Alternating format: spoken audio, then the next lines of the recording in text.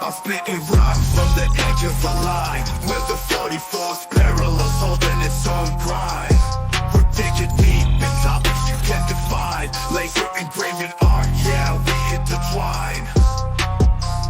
Subscribe to the vibes, don't lose your place. We're igniting the fire, feel the bass. On the 44, we bring the heat. Engrave your words where art and style meet. Sports, gaming, and more on repeat. Hit that subscribe, don't accept defeat.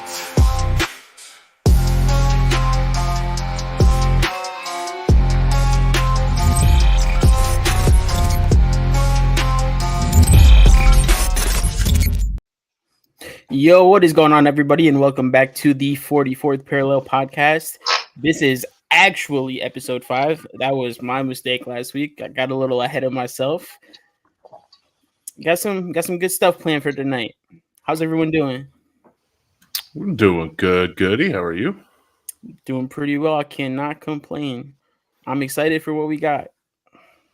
And we got a guest with us today. We do. What's up, guys? I'm excited. Happy to have you here. What's that? Oh, there we go. All right. So, All right. we got kind of a full docket today to talk about, don't we? We do, indeed. Before we get into our first little announcement, how's everybody's week been? It has been fairly well. I took a 4-day weekend, so that's always nice. Just kind of get a little extra relaxation. Spend some time with the family. Do some nice long streams at night. Been having a lot of fun playing some State of Decay too. Yeah, it's been keeping us up pretty late, hasn't it? It has. So CJ, how's your week been, bud? It's been action-packed. We'll get into it, but I was traveling. Then I ended up getting into northern Michigan and freezing my butt off because I'm not used to that. So, of course, I got sick and then trying to work and do all the things. So just navigating every single day. Right. We just wrapped up a birthday party today for my second oldest, so that was fun today. She's officially 13 years old, and it was a fun week. It's a fun week. Good streaming. Got family in. As an introduction for anybody who doesn't know, CJ is actually my brother-in-law. So we asked him if he'd like to pop on and be a guest because we did a guest last week, and I think it went absolutely awesome, and we're gonna start tracking with that. So I'm happy to have CJ on and get into a little bit about what he does, but we will get into that. But first, I think we can go ahead and start now. We give people long enough time to hop in, right, Goody? I agree. Yeah. So All right. we are announcing the winners of the Bourbon Mountain Productions 1,000 follower giveaways. So 2 lucky people are going to be winning something tonight. It's either going to be a decanter set or a Tupperware set with a a bamboo lid. Yep. So as a thanks for everybody who followed us. I mean, 1,000 followers is a big push, and I appreciate every single one of you that did follow. I'm excited to do these giveaways, and we're going to make it a little bit more entertaining tonight. I honestly, this was Goody's idea to pop it up in this way, but I love it. I love this idea. So, Goody, once you run it down for him, how is this going to work? So we have a winner take all spin the wheel. So how it's going to work is we're going to spin the wheel, and the last person standing on each wheel wins said prize.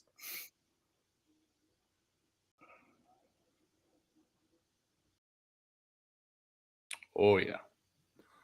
I mean, it did take us a little bit of time to get to 1,000 followers, so it's only right to take a little bit of time and select our winner instead of just, picking a random name out of a hat. We're going to make a little presentation out of it.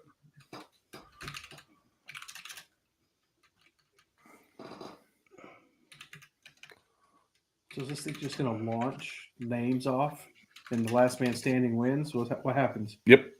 That's exactly it. Last man standing wins, or woman. Or woman. Yep. Or women. Correct. So we took the names off of everybody that had typed in decanter or bamboo on our post and threw them all onto this wheel. And then every single time it spins, it's going to select a name and it's going to take that name away. So whoever's last on it gets the prize. And then afterwards, or if you're not watching it live, my wife is ready, standby to go ahead and put out a Facebook post as soon as that's over with so that we can actually announce the winner. So afterwards, I will get a hold of you come Monday, and we'll actually talk about designs, whatever you guys want to put on this decanter and glass set, or the glass Tupperware bamboo lid situation. It's going to be fun. I'm working on getting those up right now. All righty. In the meantime, just want to say that we haven't been active on the, I guess I would say the show. Bourbon Mountain hasn't been active out on the craft show as of the last month. Elk Fest was the last one we did, but we will be getting back into it come the end of November. So we're signing up for some more craft shows for anybody who's here local looking to see some new stuff. We'll be out there by end of November, and then possibly some December shows, so we can get you all set up with some Christmas gifts for the family. Our website, obviously, still active, still going. We got that new product customizer and the catalog up in full. So if you got anything in mind for those Christmas presents, because that's right around the corner, hit us up. We will take care of you. All right. And then real quick, I just want to mention before we get started with this, you did say that you celebrated your daughter's birthday today, which is awesome. But that just means one thing, guy. It means that you're getting damn old. I am. She is 13. It's crazy. All right. So we're going to start out with the bamboo. This is the list of participants. And then just so everyone can see, everyone is at 7% for win rate. That is based on the amount of people in the wheel. So there's 14. Everyone has a 7% chance. In the decanter, everyone has a 3% chance, and there's 30 people. Make sense? Makes sense to me. All right. Here goes the first spin.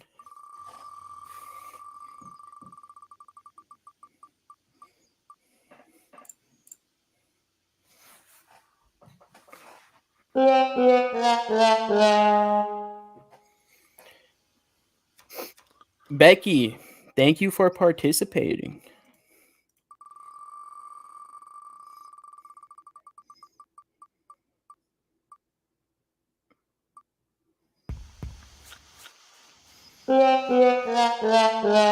That's the in-laws. Thank you guys for participating. I feel like you had that one set up. Hey, I showed everyone was equal across the board.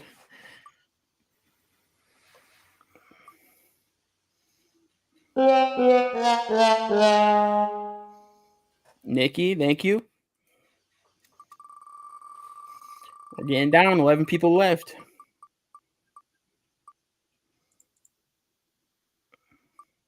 Luva barely stays in. Amber.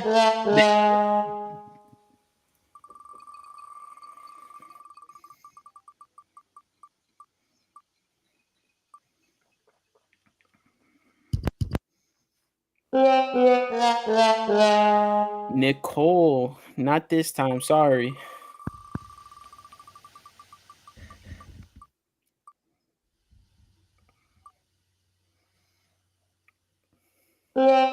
Thank you for participating, Chad.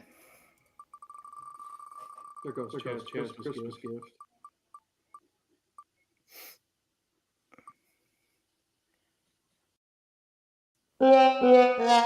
Annette, thank you so much.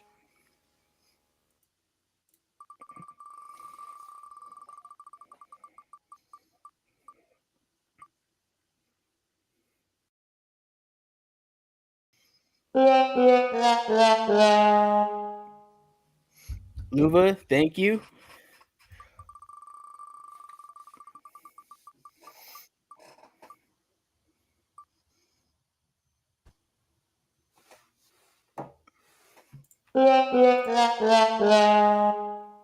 Patricia, thank you for participating.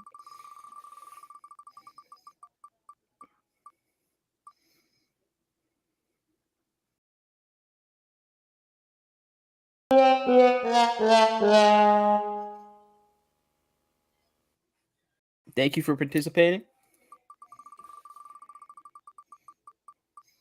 In the final four,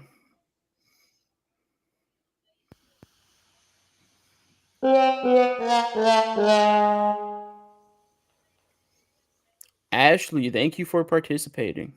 Sorry, Final- Ash. Final three, here we go.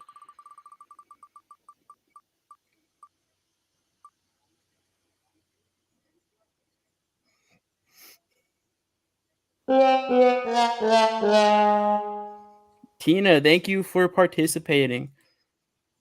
Final two.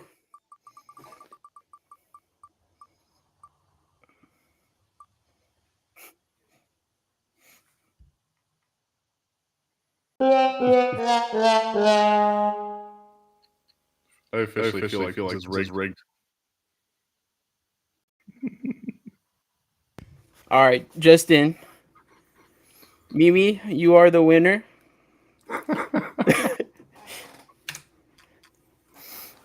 Holly, my wife, wanted to give it away to you. So congratulations. Mimi, congratulations. I promise you that was not rigged. I saw her name getting down there and I was like, no shot. So yeah, Mimi, congratulations. Definitely look for them reaching out to you. And thank you everyone for following and partaking in this giveaway. We do appreciate all of the support here on the podcast and as well as for Bourbon Mountain Productions. We absolutely do appreciate it. And now we're getting into the juicy one. We got 30 entries. Winner take all. Who is going home with a new decanter set? First spin is away.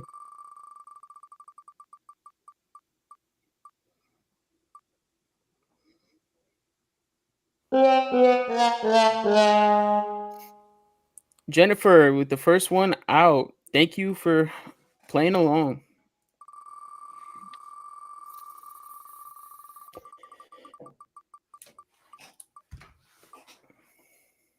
Keep going. Keep going. Wow. Trey, second one out. Sorry, my boy.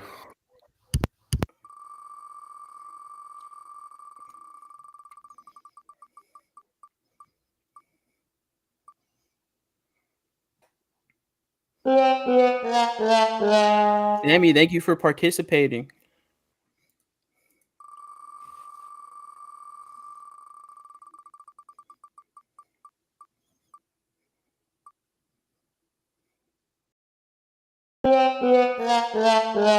Becky, thanks for participating.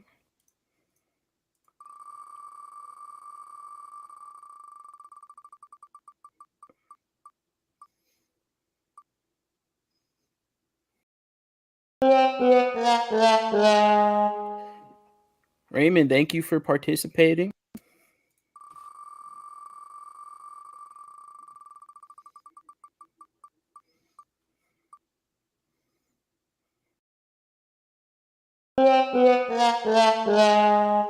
Megan, thank you.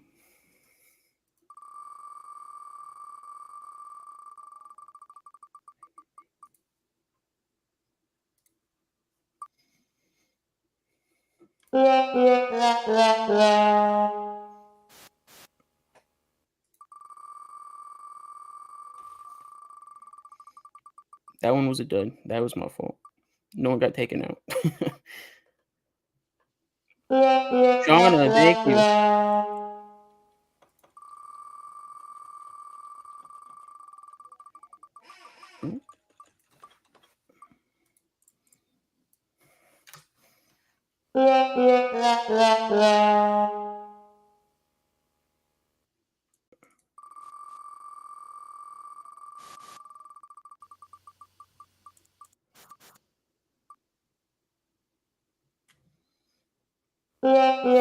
Billy.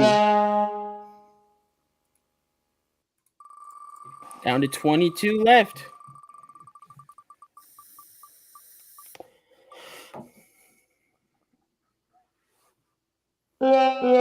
Courtney.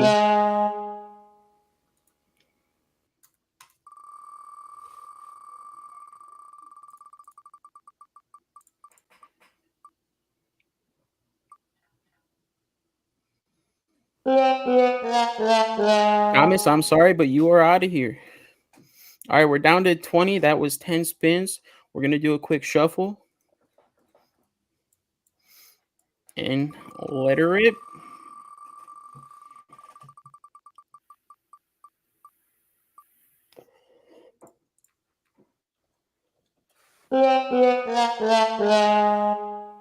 Allison, thank you for participating. We appreciate you.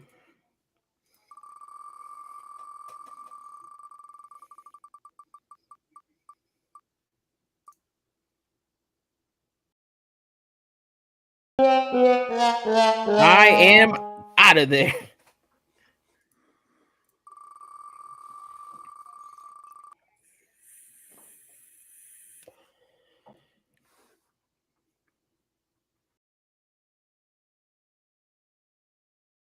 Tony, thank you for participating.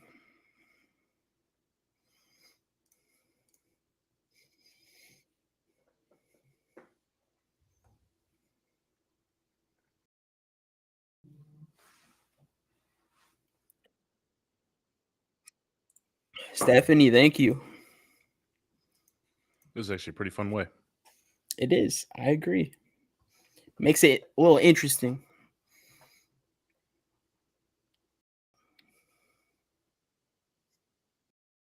Shauna, thank you for participating.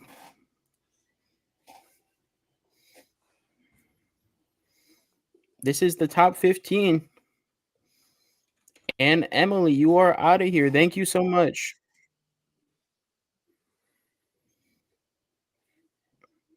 This is actually kind of hurting me a little bit. Yeah.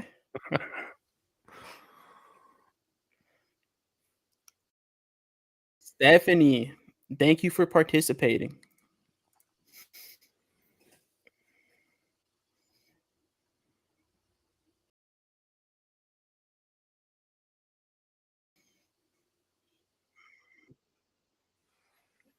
Kathy, thank you. Final 12. Go away twice. Once on the spin and then again on the names list. Jake, you are out of here, my guy.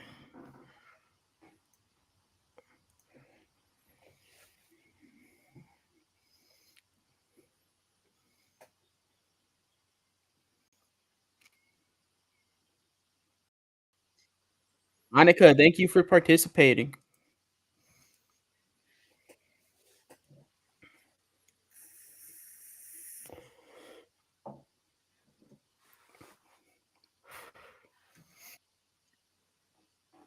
Crystal, you are out. Sorry, girly.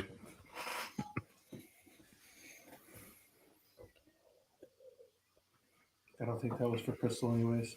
No. Kim, thank you for participating.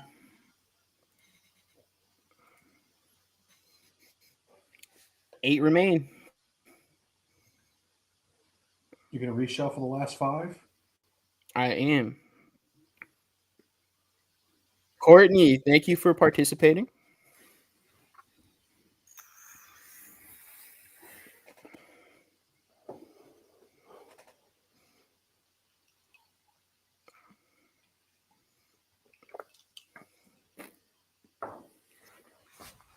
Alicia, thank you.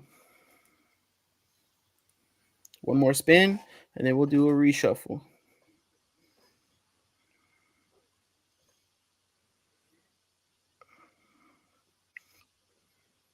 Paul, thank you for participating. All right, we got 5 left. With that being said, we'll do 5 shuffles. 1, 2, 3, 4, 5. All right. Last person standing wins it all.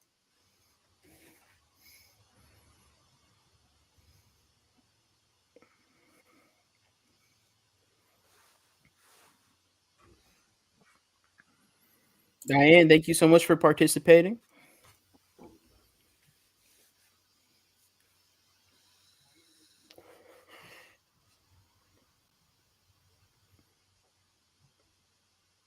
Christina, thank you. Final 3. Big 3.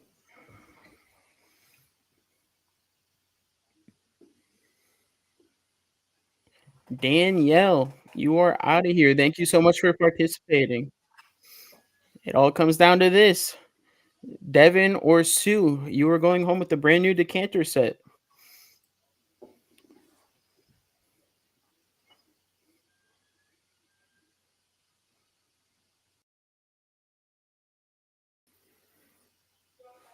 Sorry, Devin, so close yet so far. Sue, you are going home with a brand new decanter set. Thank you so much to everyone that participated. All the follows, reaching 1,000 was definitely a big goal over there at Bourbon Mountain Productions. Super happy for them. Definitely continue showing love and support, and we appreciate all of you guys. We absolutely do. Congratulations, Sue. Again, I'll be getting a hold of you. See what you want on that glass. That's awesome. Congrats, Sue. Good job, Sue and Mimi.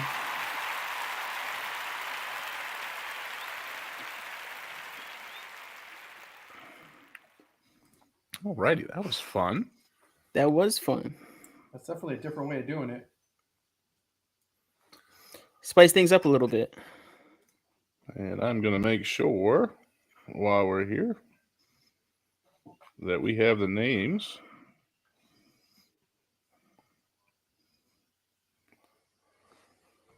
And we'll get that posted out just in case you weren't watching.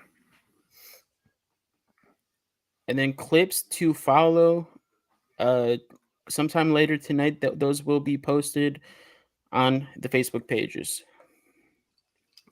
Yep. So you can go back and watch it again if you want. All right. All right. So go ahead. I'll say with that concluding, we're going to dive into our guests a little bit, right? Or did you have some information that you wanted to drop? We had some other stuff that we were wanting to drop first. Right. Yeah. So that was the Bourbon Mountain Productions giveaway. Now let's talk about the 44th Parallel giveaways. So we will be doing 4 total giveaways. The first one is going to be a premium Twitch giveaway, which will be Halloween through the end of the year.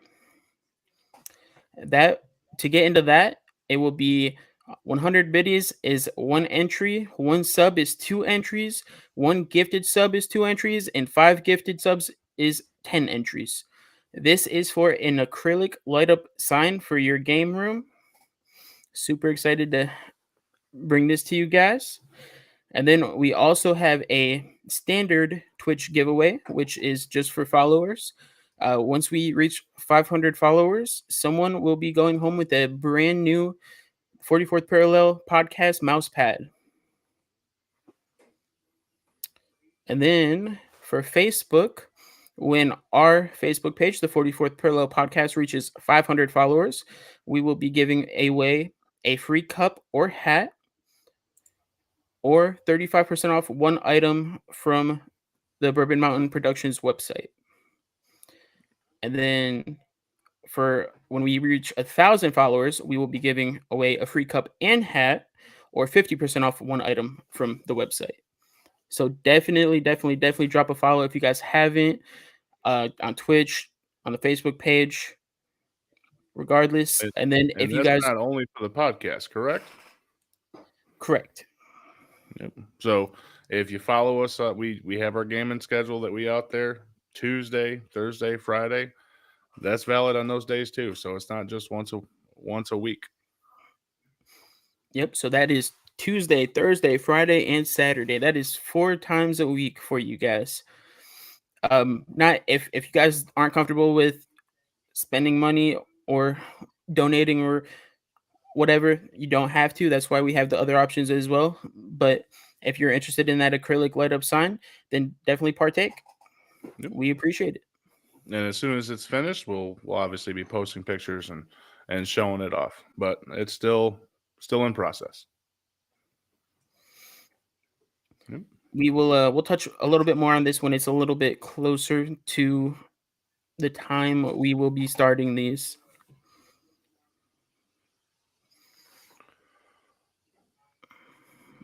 Alrighty. Well, I'm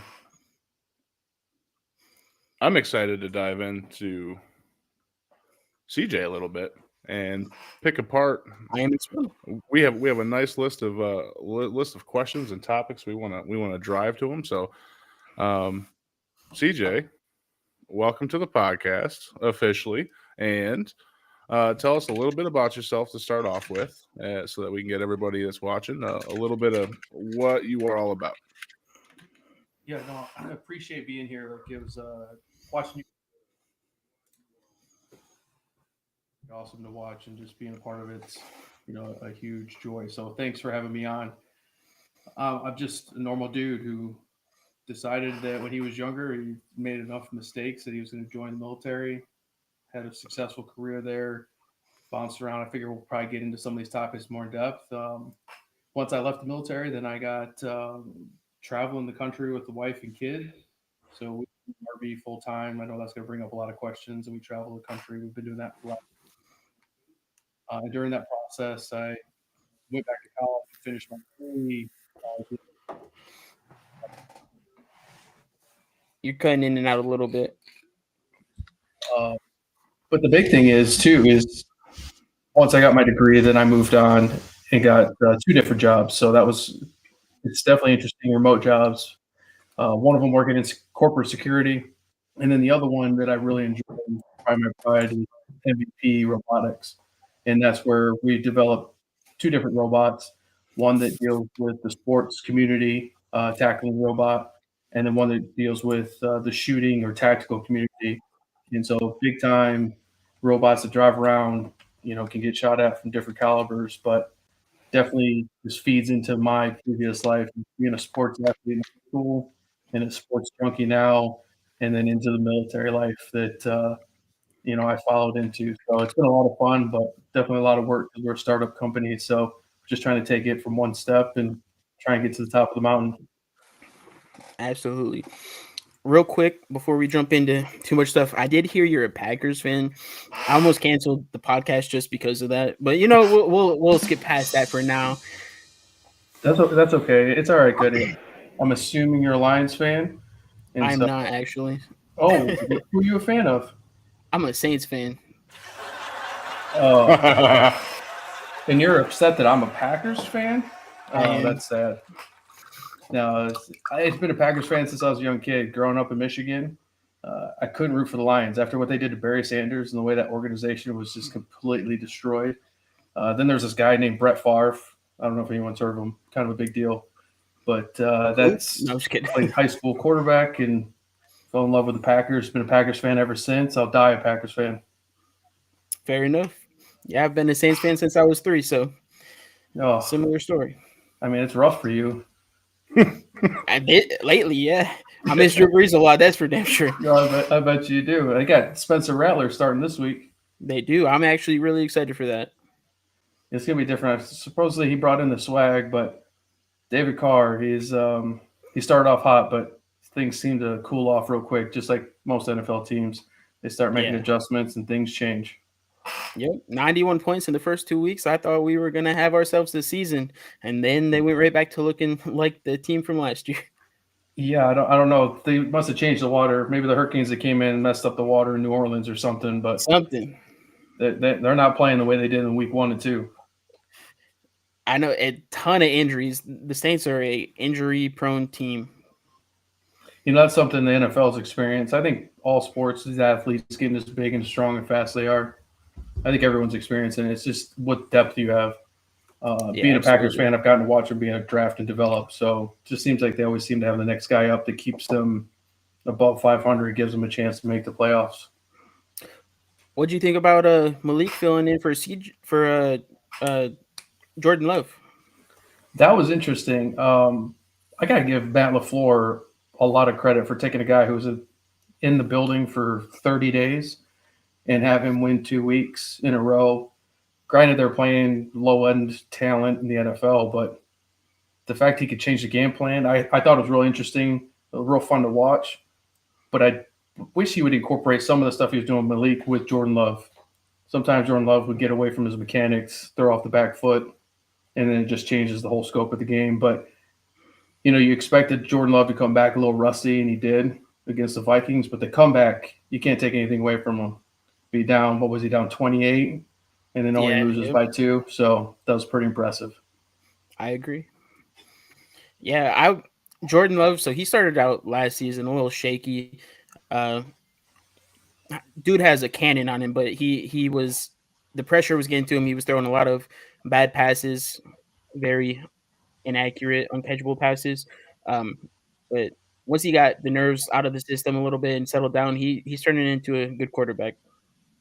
Yeah, it was crazy because he went from the first half, like you said, just inaccurate, all over the place, erratic, to an all Madden video game numbers to take him to the playoffs. It was pretty epic to watch. I think everyone had real high expectations coming into the season, and with the talent that they have, they did have pieces they had to kind of learn how to use.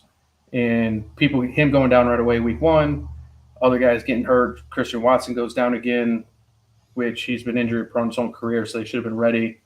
But even last week, they had Romeo Dobbs, who decided not to show up to practice, so they suspend him. It's not helping them get on track and get something in momentum going forward. Yeah, absolutely. We'll touch on a little bit more football a little bit later. I don't want to get too carried away with this right now. Tell us a little bit about life as a Marine. Yeah, so that was interesting. So I went to college, I was playing football and baseball, and just wasn't mature enough. So I needed something to get my life back right. So I signed up for the Marine Corps. And I don't know, at the time, being immature, I was like, hey, you've got 9/11 that just happened. So I decided I was going to go infantry, and then I joined and then went in 2004. So interesting enough, you meet people.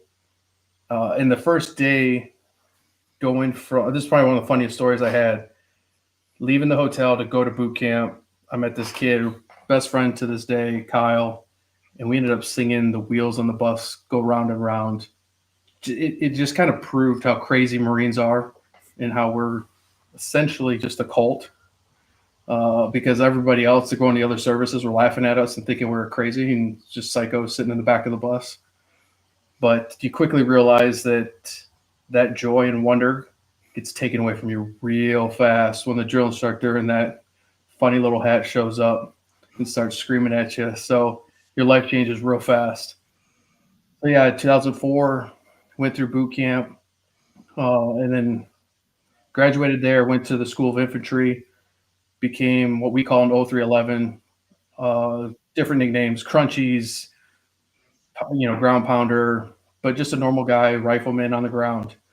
I ended up coming out of School of Infantry and learning a lot, and then went into the reserves in Saginaw, Michigan. Shout out to all my 124 guys.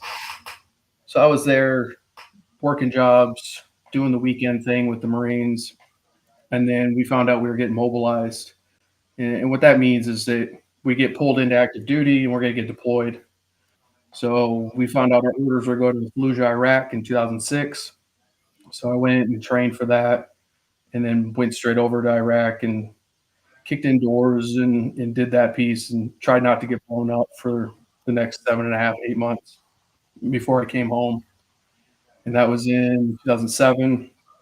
And got married, went on active duty, and then just finished the rest of my career on active duty. Did multiple deployments after that. Monster country. But yeah, just did a lot of different things that, if there's specific questions you want to ask and tell you funny stories about guys or different deployments. But yeah, it was definitely a different experience that you learn real quick that you serve for the guy to the left and right of you. And that's what really gets you through it.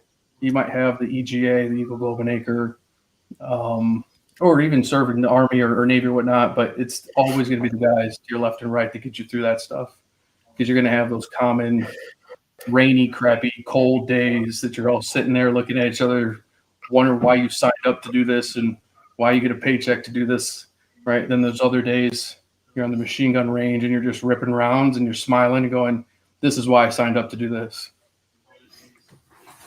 Hell yeah. And we do appreciate your service. Absolutely. I appreciate that. So a lot of military men, they usually like to talk a lot about like their favorite deployments or like their favorite places that they went. So what's your favorite deployment? What's your favorite place that you got to go while being active duty?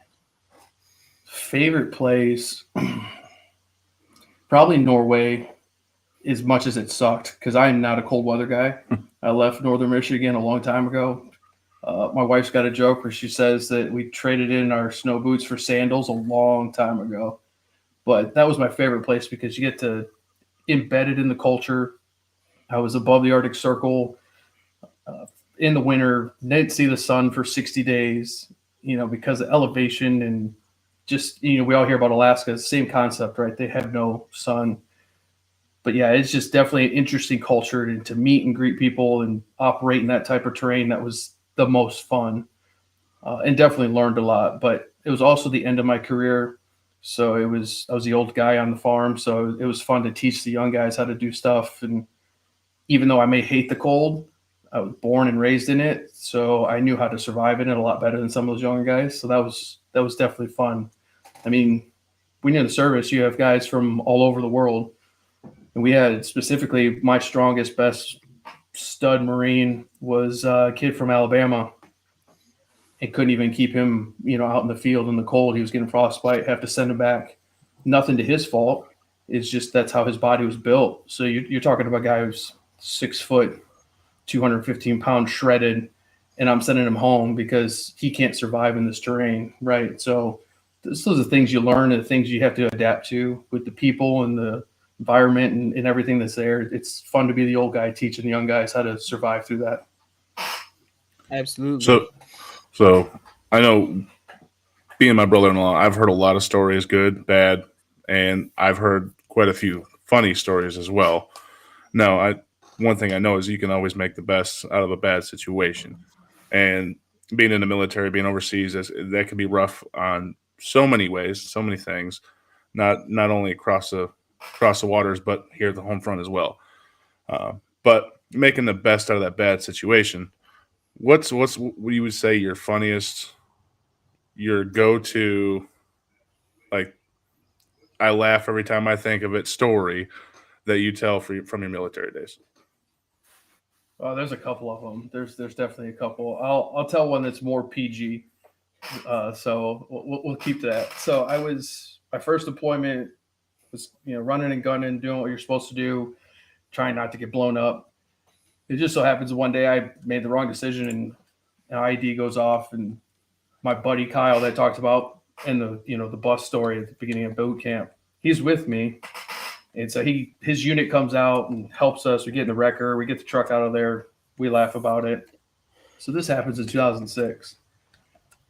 Fast forward, Kyle and I both go active duty, and we go to the Marine Corps ball together. So we both have our wives there. We're on active duty now. It's different people. It's all something a little bit different. And we're drinking, we're dancing. It's just the ball. Everyone's getting hammered. And Kyle runs up to me, and I'm next to, my wife, Amanda, and he's like, remember that time when I had to come save you when you got blown up? And I'm like, shut up. she doesn't know anything about this. Like, stop what you're doing. Don't shut up. And she turns to me and she's just like, what did Kyle just say? And I was like, he's drunk. He doesn't know what he's talking about. She's like, yeah, right. So the night continues, and we're at this nice convention center in Myrtle Beach. So we end up going back to our hotel, and you're just expecting just to calm down for the night. It's all going to have a good night or whatever. And immediately, wife turns, she goes, "All right, so tell me about that time you got blown up." And I'm like, "All right, so a couple years ago, I kind of made a mistake, and things went boom." And but it's just those funny stories because those guys are there with you. They're through it. There's plenty of times where I saved his butt, he saved mine, but that's definitely one of the funnier ones because he gets me in trouble at the home front because he can't keep his mouth shut when he's drinking. Yeah, there's how many times you say, "Oh yeah, don't tell your mom this when you're taking the kid back," and you said something absolutely crazy. Yep, it's exactly right. As soon as you show up to the house, it's, "Hey mom, you know what we did today?" So, yep, okay. So Also, yeah, go ahead. quick tip, if you're dealing with some Alabama people in the cold, you just got to show them an Alabama game. They'll get them fired right up. Roll Tide, baby. Yeah, just roll. I mean, maybe that was my mistake. I wasn't having enough Nick Saban speeches before we were going out in the cold, right? That was the problem. Yeah, that was the problem. I should have adapted the way I was training him. But yeah, he was a stud, man. This kid was. I'll never forget Kevin. He was one of those dudes that in the Marine Corps you learn real quick. Like there's a couple circles. There's your job, and that's a huge circle. Then there's your individual, like we could call it infantry a job, but inside of that there's a specialization. So he was a machine gunner, I was a rifleman, but at that point I'd already hit a point of leadership where I was his boss. And then inside of that there's the inner circle. And those guys, doesn't matter who you are, where you come from, when you're in their circle, like those are the good dudes that you can always turn to, and they're always going to have your back, whether you're in uniform or outside of it. And Kevin's definitely one of those guys that he's always going to have your back, but it was tough to see him have to sit out that deployment because I think we were a month in, and it was like, all right, bud, like you got to stay back at the room, like you got to stay warm. We had to worry about him so we had to walk a mile to go eat every day. And we had to worry about him just on that mile walk and make sure that his, check his toes, check his fingers and stuff, make sure his frostbite wasn't coming back. Because it was, you're talking about -22 is a normal high that day with the wind chill, just walking just to go get food. So it's just interesting things you learn. But yeah, maybe I needed Nick Saban standing next to me. It would have kept him warm and keep going. It's very possible. Or maybe I should have had an Alabama flag just behind him. It would have motivated him. Just whenever he's going out, an Auburn flag. You fire him up real quick. You put an Auburn flag behind him. That's shots fired right there. Right? They get him running through walls for me. All right, Bourbon, you got anything else for military life? Well, no, like you said before, Goody, absolutely 100% appreciate you serving the country like that. Any regrets with that? There are regrets, but it's something that you don't figure out until later on in life when you're older. So it's tough. I talked about how you do it for the guy to the left and right of you. But now when you see and you get older and you kind of figure out the politics behind of what we were doing, you regret some of the guys you lost or some of the guys that got hurt because maybe what we were fighting for wasn't exactly what the intention was of the people who sent us there. So there's always that question mark, right? So I'll never regret what I did, but I will say that some of the experiences had led to different things in my life that have been difficult, whether it's, my attitude, my emotions or lack thereof makes it tough on people that are close to me because it's just you learn real fast to turn stuff off that doesn't help you survive in a really crappy situation. So when you do that, you naturally do it in just everyday life that doesn't need to be turned off. So those are probably the biggest regret. And just learning to deal with it is real hard because there aren't very many services. As much as they try to advertise, there aren't very many people who have experienced that, who can also help you and talk you through that because, you can talk to a counselor all day long, but doesn't mean that they did anything or saw combat or have anything that relates to what I saw or did, or to the people that I served with and what they did. Oh, again, thank you for your service and your 100%. sacrifices and your family sacrifices. Yeah, that's definitely the big one, right? As guys, we know like we will put ourselves through some pretty crappy stuff just to get through it. Right? It's the typical just you're a dude, put your head down and get through it, right? But it's the family who has it tough, and they got to fight through a lot more than we do. So definitely thanks to my wife and to the kids, because they unfortunately get it the roughest sometimes because they're the closest to you. So, all right. Well, let's move on to I guess your next stage in life that you took. So I know you. You work, as of right now, you work multiple jobs and also attending college classes. Yep, that's correct. That is a very busy schedule. Agreed. And we're not even going to get on to that next subject that we got lined up for you. We'll just talk about this busy first. I don't even know what subjects we're talking about now, so let's just roll with it. So you multiple jobs and college. Tell us what you're doing and tell us what you're going to school for. Okay, so we'll start with school. I think that's a little bit easier. So when I got out of the service, I went to Liberty University online and finished my bachelor's, something I'd started like 20 years ago. And so I ended up taking credits from the military service and schooling I got there and my previous schooling. And I got a bachelor's in business and communications. So that was awesome.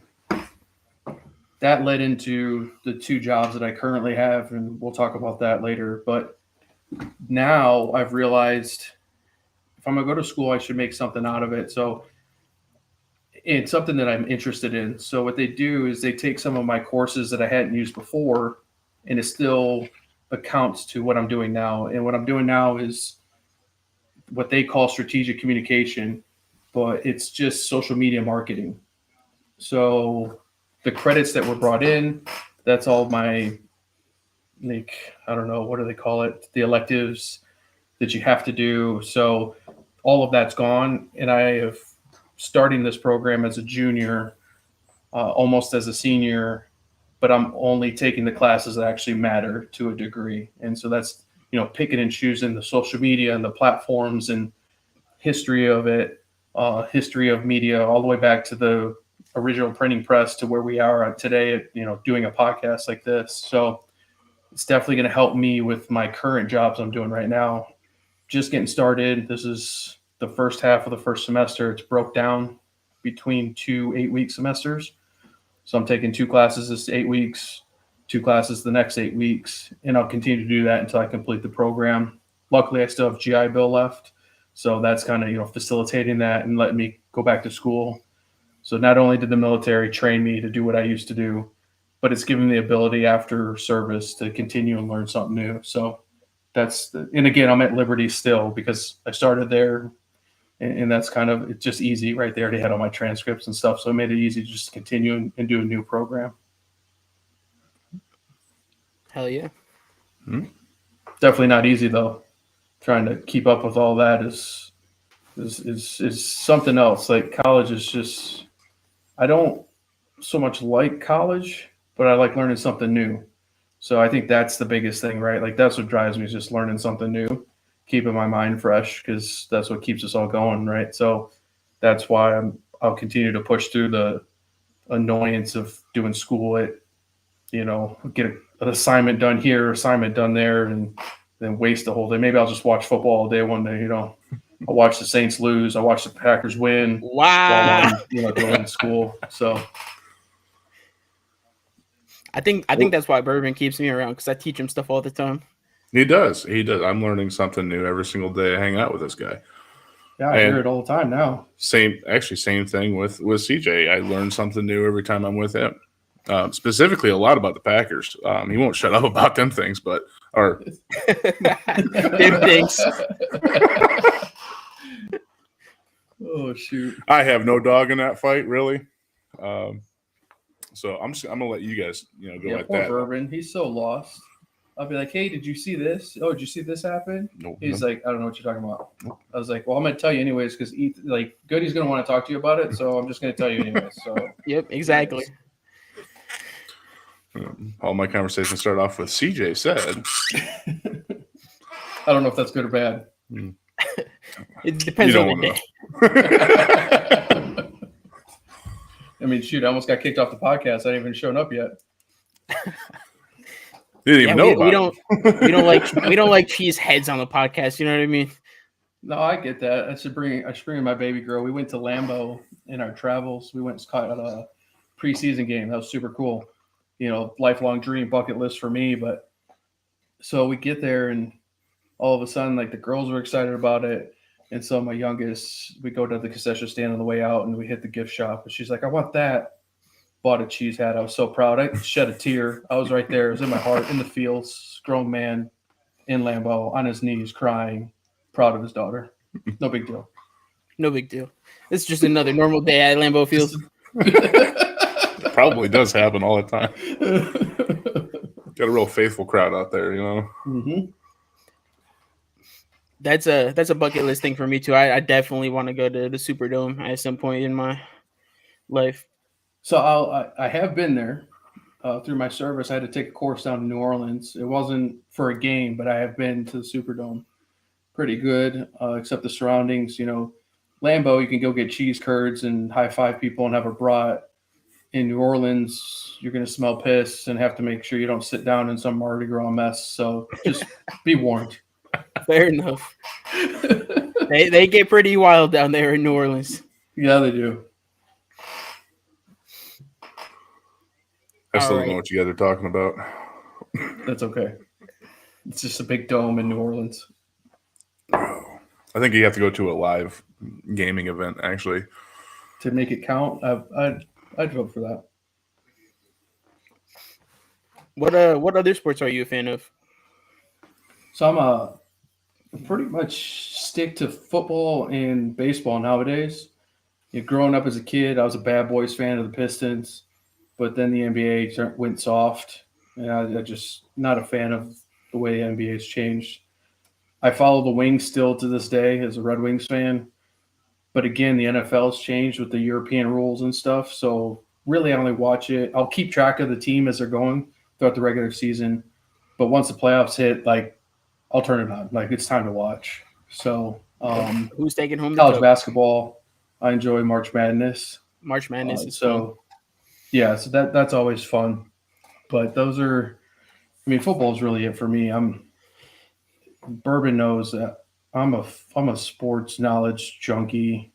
You talk about a draft, and I'll tell you oh yeah, that guy came out of this college at this draft pick to this team. It ran a 40 at this time, and it comes as a kid. I watched my dad do it all the time, but it led into now I like watching these guys out of college go to the NFL because they're meeting their dreams, right? So it's really cool to see where you got drafted at. We can go to the Saints now and Spencer Rattler starting at Oklahoma, losing the job to Caleb, then having to leave and go to South Carolina, and then Yep. Going from South Carolina, getting drafted, he finally made it, and a lot of people didn't think he was after he left Oklahoma. And then he shows up to the Saints camp and he's just, throwing ropes all over the place. And now they're saying, hey, we've got the replacement to David Carr potentially. So that's just super cool. You watch the bounce back stories in the NFL. As much as I may not like him, but Baker Mayfield for the Buccaneers, look what he's doing. Bounce his Absolutely. career around, right? So, it's probably not hard to bounce back when you start off in Cleveland. But there's that. Yeah. I've always been a Baker fan too. And he had a first couple years at Cleveland, and then Cleveland kind of happened. Well, Cleveland him. Yeah, exactly. Right? He took him to the playoffs, and they're like, oh, by the way, we don't want you anymore. And you're just like, what in the world's going on? Right? And then they make a decision to bring in the massage therapist was, Deshaun Watson. So then it's over from there. Like you already knew that franchise was going to fall apart. So Oh yeah, and I'm pretty sure Baker was with Cleveland for I think three seasons, right? 3 or 4. yeah, I think it was. And I believe he had a different head coach. I think he had 4 different head coaches while he was there. So they Yeah, definitely weren't doing him any favors. yeah, and then you watch Cleveland make a decision to bring in their head coach now, Stefanski, wins 2 NFL Coaches of the Year awards, and then he's got Deshaun Watson walking off on 4th and 2 and just shaking his head like trying to get a play called last week. And you're just like, well, this guy's going to get fired, and he has nothing to do with any of these decisions. Yeah. Yep. Definitely interesting. But as a So- Liberty alum, I get to laugh at that and watch them go undefeated and potentially make the college playoff, whether they deserve to be there or not this year. That's kind of fun. But yeah, football, back to your question, football, baseball. I watched the Tigers unfortunately lose today. That was a rough one. But yeah, that's where my heart lies, is those 2 sports for sure. Have you ever watched any like Supercross or motocross or anything like that? No, I never got into that. My dad was a retired firefighter paramedic, so he was never big into like me getting onto 4-wheelers or dirt bikes or snowmobiles growing up. Like he's like, you're just gonna break something. I don't want to deal with it. So I never got it, big into that stuff. Okay, that's And then fair. you joined the military where you broke your whole body, essentially. 100%. My dad laughs about it every day. Like, I rarely, if ever, shot a gun growing up, and then I end up, going to the military and learning how to be like a top shot and doing this job or running and gunning every day. He's like, I don't know how the heck you do that. So have you ever rode a snowmobile or a motorcycle to this day? Yeah, I've almost killed myself on a 3-wheeler back in the day when I was younger, so that was kind of fun. Well, those are just death traps in general. They Yeah, are. that's why they're not allowed anymore, right? And then I rode snowmobiles, but again, back to my I don't like cold. It was basketball season, so I'd rather be inside the gym playing basketball than I was like trying to jump snowbanks and like freeze my butt off. So, yes, have I done it? I have, but I had more fun driving 7 tons in Iraq through walls than I did trying to drive snowmobiles any day. I mean, not everybody gets. Well, I guess it truly they do get that decision. It's a life decision, but not everybody gets that opportunity. How about that? That's true. To drive a 7-ton truck through walls. Well, I Yeah. would say yeah, that absolutely. sounds fun. Yeah, there's another good story from the military. That was we just gotten armored Humvees for the first time. I think a lot of people are used to seeing Humvees armored nowadays. Well, when I first went, we had to go to the Army lot that was on the large base, and they had all these Humvees that were armored, but they were parked in a lot. So I would drop off a group of guys with wrenches, and they would go strip the armor off the outside of the Humvees. And then I would bring another Humvee up and load it all up. And then we'd take it back to our base and then outfit our Humvees and armor them because ours weren't armored. So we were doing that. That's like a couple months. Finally, like our company guns, who's the guy in charge of the whole company, he like gets supplies and tactical advisor, all these things. So he comes up to me, he's like, hey man, I got something for you. I'm like, what you got? He opens up this box and it's this huge brush guard. And it goes on the front of the Humvee. And like me and my buddy, we look at it. We're like, go get the Motor T guys. Like, let's bolt this thing up right now. And so company guns looked at me and goes, if you come back without a scratch, I'm leaving you to sleep outside the wire for the night. Well, we scratched the hell out of that thing every time. Because at that point, you're driving down the roads and Iraqis are expected to get out of the way. So we turned down a crowded street to go and find bad guys, and there'd be cars, and it's like, well, sorry, bud, I got a brush guard, you don't. So we would just go down the middle of the street, and Gunny said, scratch it. So I scratched it. Fair enough. I wonder if I could buy a new brush card. And my wife, it would be nice. My wife said, I need you not to bring this home. without a scratch. It needs to have scratches. Got you. 10-4. Yep. It's going down, Kasky. Yep. There we go. Say no more. I'll taken care of. Call Yep. it done. Man, that sounds like a fun job at times. Those were the fun times, right? Oh yeah. Speaking of fun jobs, and again, I know MVP, right? You love this thing. I do. Yeah. So tell us a little bit about MVP.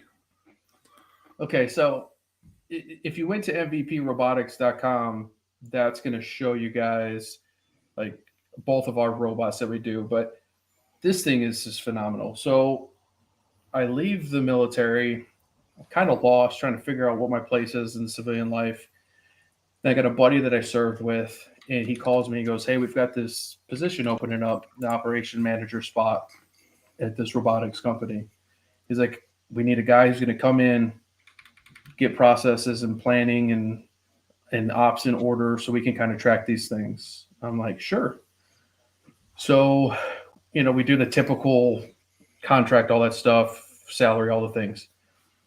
And then I start to dive into the company and what it is. So where we started MVP, we started with a robotic tackling dummy. And our whole mission is to reduce injuries in any athlete and any operator that, seeks training and is going to go out and do things, whether that's play sports or go to a combat theater and do certain things. So the tackling dummy originally was called a Drive, and the original one was built in kind of under the guidance of the Dartmouth University's coach, Buddy Tevens, the late Buddy Tevens. And so Buddy had an idea. He's a patriarch of so many things in football. So when he went to Dartmouth, he stopped tackling back in like 2010 at practice. He was trying to find something that was going to help with reducing concussions because his best players are getting concussions. So he went to the engineering department and they created a tackling dummy. And that thing has been used for so many things across sports, research, rugby, soccer, lacrosse, like multiple sports use it. So that's where the company started. The Drive then was elevated and the research and development developed into the Sprint. And so we currently sell the MVP Sprint, and that's a hybrid. So the Drive was a heavier, slower robot designed more for AstroTurf. The Sprint goes up to 20 miles an hour, controlled with an RC controller, can turn on a dime. It's a little bit lighter. It's got more clearance, so you can use it grass and artificial turf. So that's where the company started, with the idea there of how can we help athletes and reduce concussions. In the NFL, in college, it's at high school levels. So this thing is all over all platforms of football. We've got it in the UK. We've got a couple in Australia. So for rugby and soccer. So just a wide range of what it's made for. Well, they took that technology and they transferred it into a tactical shooting robot. So this 300-pound armored robot is the only robot on the market that can travel 22 miles an hour. It's just wide enough it can go through a door frame, which our competitors can't do, which means when the military is training in shoot houses and such, we're the only ones who can come in. We can put a paintball gun on it so we can shoot back at the operators who are coming into the shoot house. So now you're getting a return fire feature. We have two different targets. One that's we call it an acoustic. It's going to capture and let you know if you hit the target, and then you can set that range to your parameter so it'll drop and come back up. Or we have what we call a live foam target, and what that's going to do is within 3 centimeters, it's going to tell you, or 3 millimeters, excuse me, it's going to tell you where you hit that target. And it has 4 different zones. So you have a head zone, a chest, a groin, and then what we call the fringe, or those outside zones. So this thing is our bread and butter. We sell it to the DoD. We sell it to private ranges. As you see on the screen, if you go to from the football fields to the battlefield. And so we use this in all different occupations, from the police to military, DOD, security services. And so this thing is always evolving. And as soon it's going to start to morph into what we call a multi-platform and a multi-mission platform. And so it's going to be able to do things like help the DoD move tethered drones, or help with the communications because of what we've done with the batteries and how far it can transfer. The real cool thing is that, as you see, that there's kind of point and dropping points on the map.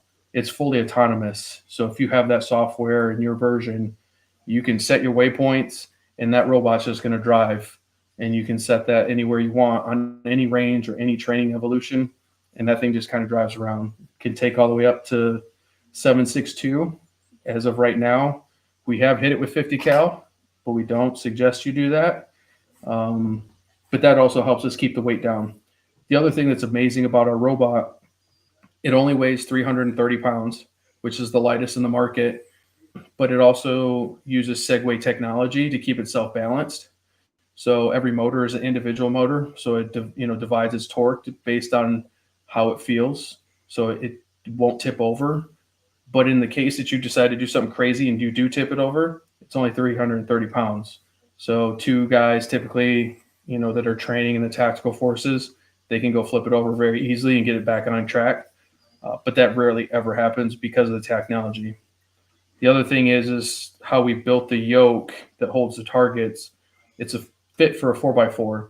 So if you want to drop steel on this thing, you just put a piece of steel on a 4x4, drop that into the yoke, lock it in, and drive it around. So you don't have to use the expensive targets. You can just use steel. You can take a 4x4, build a paper target off of it, shoot off that if you want. Just a lot of things that you could do with this robot. We have thermal sleeves. But yeah, this thing is the future of training military. And that's where we really pride ourselves, because we like to just believe we're just a bunch of dudes helping the next dudes out. And so we'll take their feedback and we'll go back and our engineers are amazing. They'll update it. And all of a sudden you show up a week later to those same guys and they're like, oh my goodness, you can do this already? Yeah, because we don't have that big company problems. We're a small company that we try to make corrections right off the bat. So it's something I really pride myself on, because this company binds my joy and love of football with my joy and love of service members. So it's been really awesome experience to work here and, help it go to the next step. So where do we get one? So if you want to buy one, hit me up. We'll drop my email in the chat. Well, actually, just go to info@mvprobotics.com. Drop that in the chat. Info@mvprobotics.com. If you want to buy one, MSRP is $80,000 right now. That gets you 2 targets, and we'll start ripping rounds out. So let me know. I'll show up. But yeah, that's where we're going with it. If you got some money to waste, I mean, that looks like that's a good. I mean, for the average consumer, at least, I throw it his way. That looks fun, and let me know when you buy it so I can. It does look fun. Yeah. Yeah. Let me know when you get one. I mean, actually, I'll probably be a part of it if you do buy one. So I'll just show up at your house. I'll have your shipping address anyways, and we'll go shoot together. Sounds good. If it falls over, you actually have an easier time getting that up off the floor than you would me if I got drunk and fell over. So that's a good deal. I think it is. Yep. Well, And all- looks like we're planning a trip to Maine, boys. Actually, you're pretty close to the headquarters there, Goody. We might have to just bring you over. We're Let me headquartered out know. of Bradford, Vermont, so we'll have to get you out to the range and let you rip some rounds off. That would be a great time.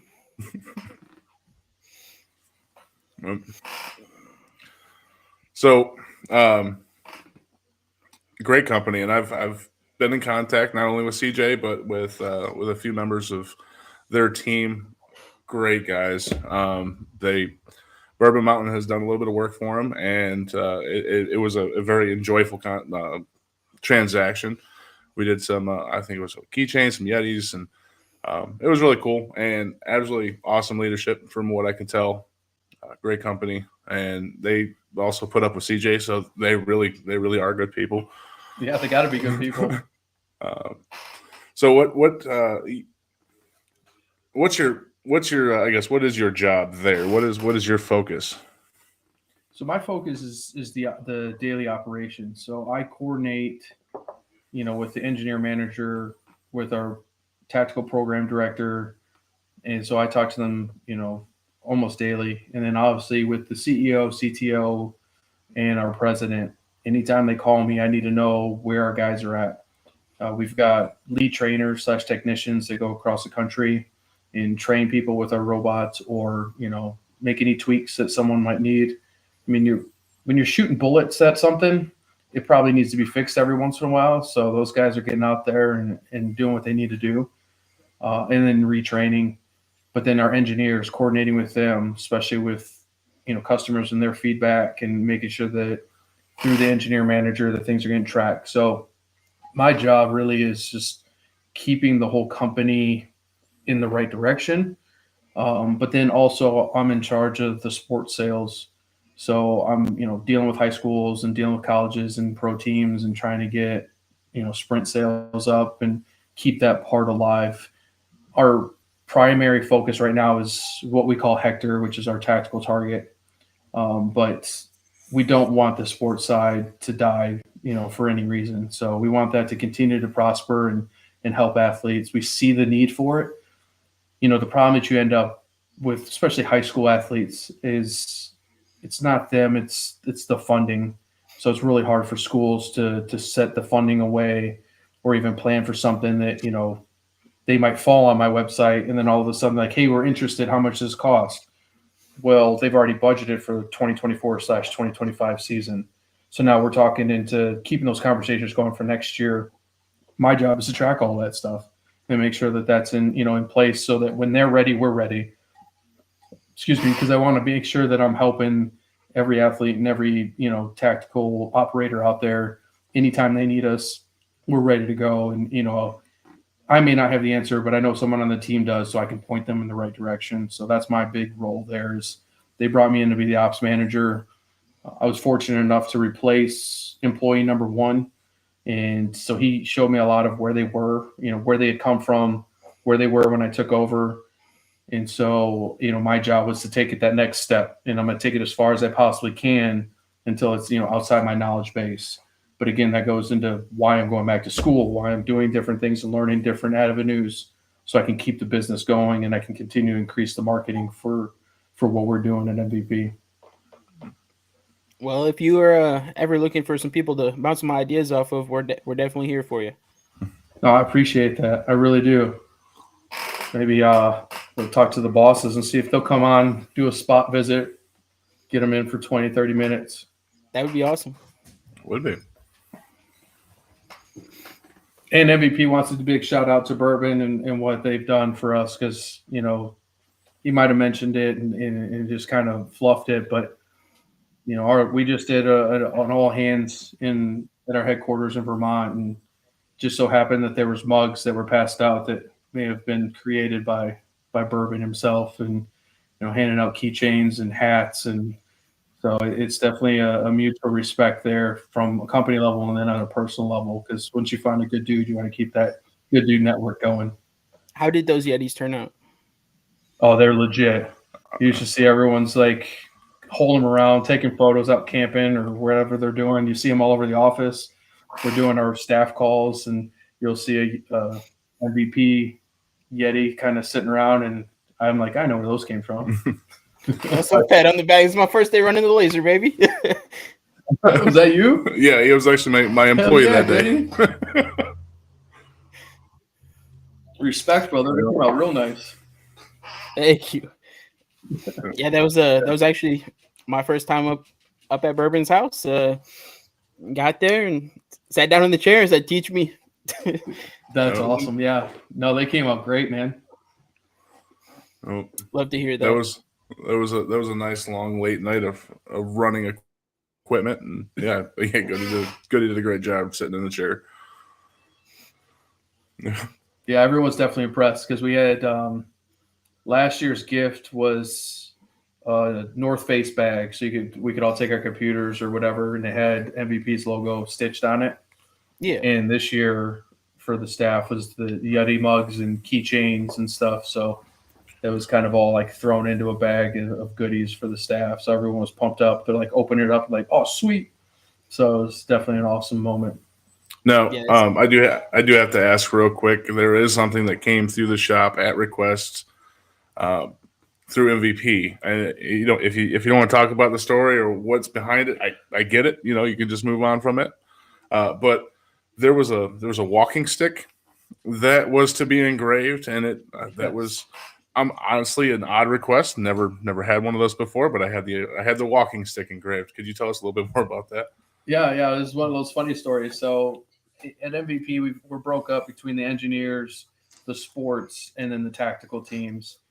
And so on the tactical team, one of our lead techs, John, he's a veteran. He's a service member now, and so John's had a bad back since he came out of the company. Come to find out, he's working with 3 retired Marines and a retired Navy SEAL.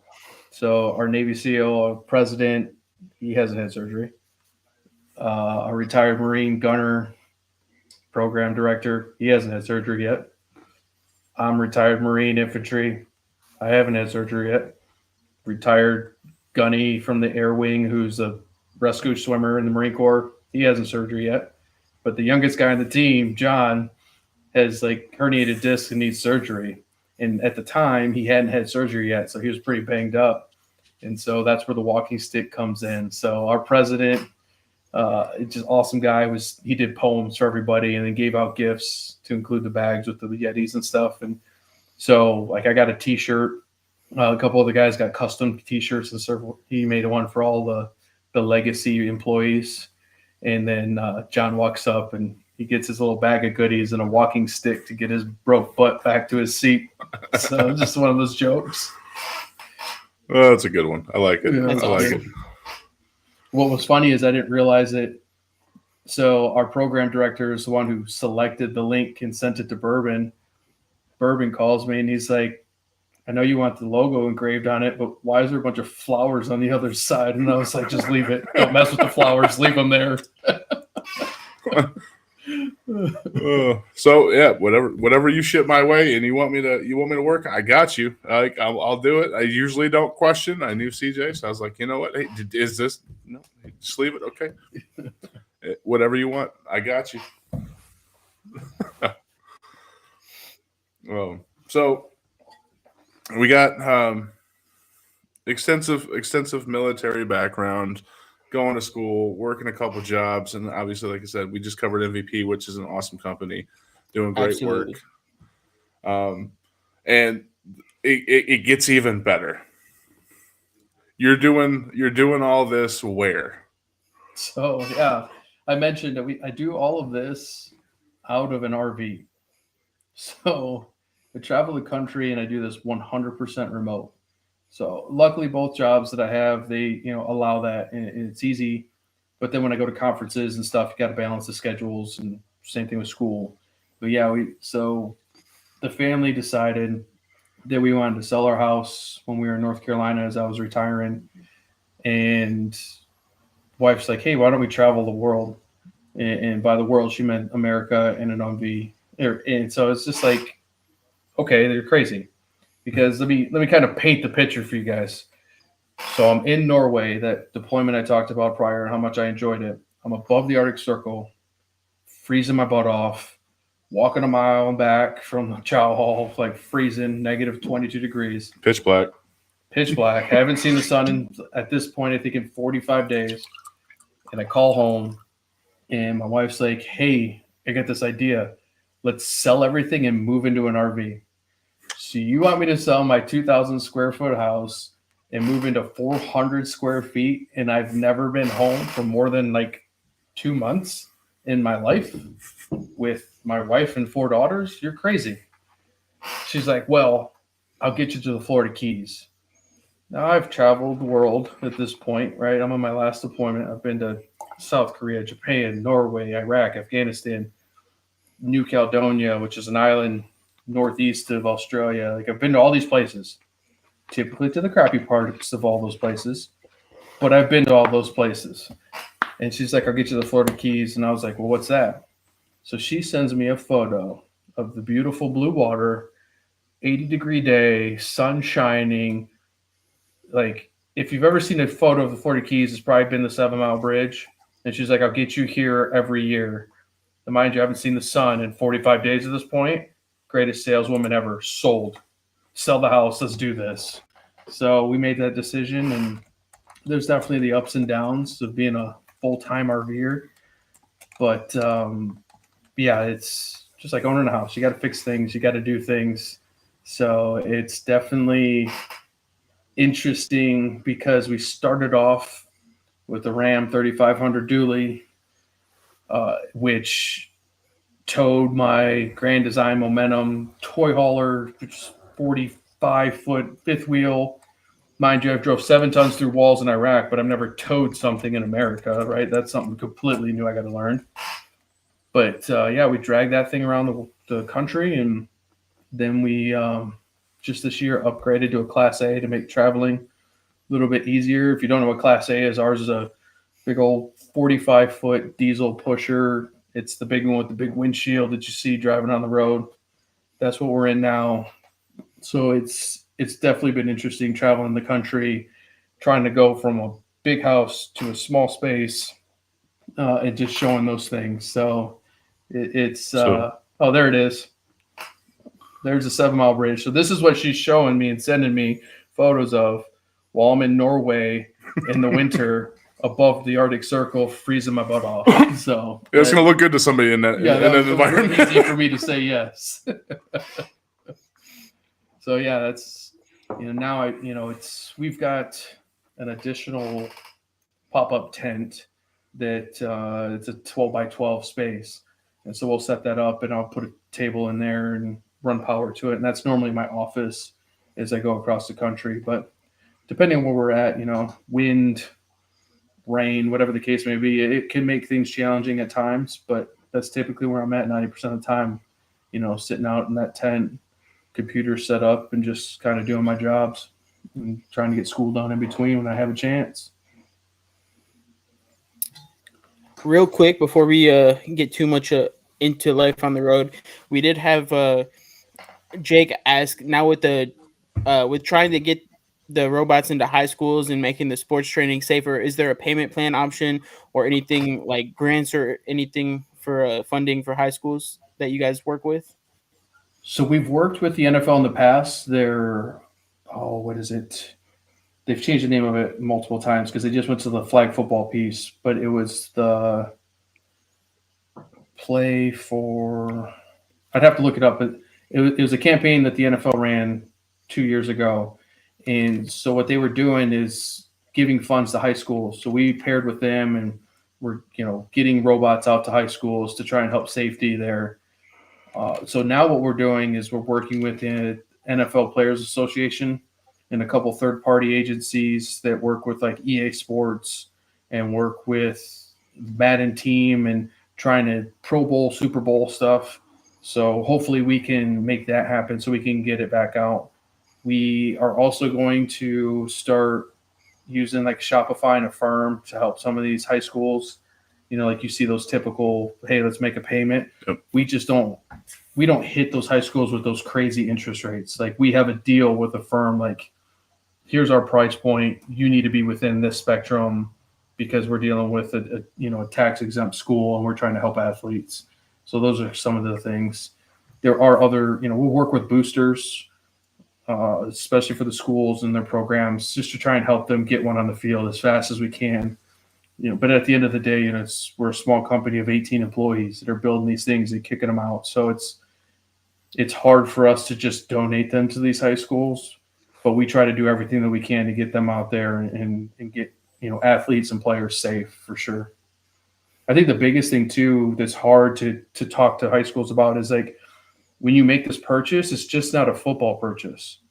This can be a soccer purchase. This could be a basketball purchase. You can use this in all these different sports. And unfortunately, sometimes coaches will get locked in and be like, well, that's my piece of equipment. Don't touch it. And we're trying to show them like, hey, this thing is meant to get tackled. It's durable. It's ready to go. Like, get it out there to the other athletes so that they can be safe as well. That's awesome. Yep. And yeah, if you could, right? If you could give it out to everybody, you would, right? That's Oh, what that's what the 100%. goal is. But it takes resources. It takes that money It does. to continue the operation. And to be honest, it's from a company standpoint, the Sprint it's not a huge moneymaker. We've got a price point to where people can make, or where we don't make a huge profit of any, right? We're doing it and building that part of the business for player safety. That's the primary goal. So we're not really, we would have to sell one to every single high school to even feel, a profit. And that's not even reasonable at that, right? Like that's a crazy marketing idea. So yeah, we've got them priced the lowest that we could potentially price them so that we can get them into the hands of these coaches to try and keep their athletes safe.